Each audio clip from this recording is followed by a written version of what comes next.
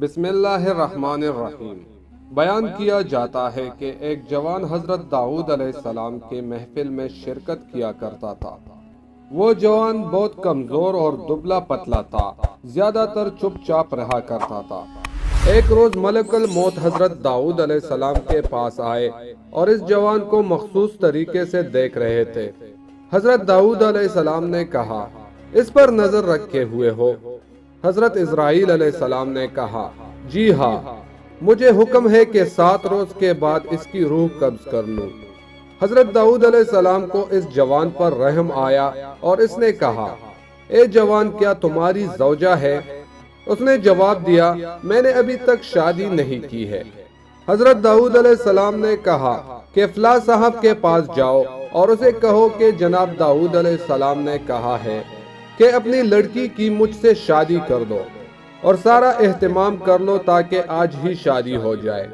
اس کے بعد حضرت داؤد علیہ السلام نے اس جوان کو کافی پیسہ دیا تاکہ اس کے ذریعے ضروری سامان خرید لے اور فرمایا 7 دن کے بعد میرے پاس آنا۔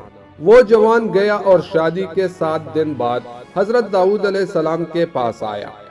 آپ علیہ السلام نے اس کے حالات پوچھے تو اس نے کہا، میرا حال بہت بہتر ہے۔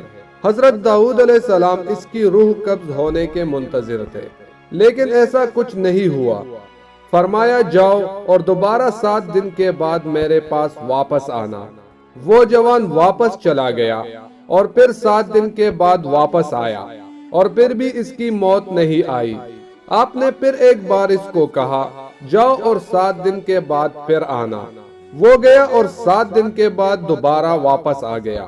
اس روز ملک الموت پھر آ گئے تو حضرت داؤد علیہ السلام نے ملک الموت سے کہا، کیا تم نے نہیں کہا تھا کہ اس جوان کو 7 دن کے بعد مرنا ہے؟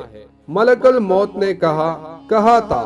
حضرت داؤد علیہ السلام نے کہا، تو کیا وجہ ہے کہ 3 ہفتے گزر گئے لیکن تم نے اس کی روح قبض نہ کی؟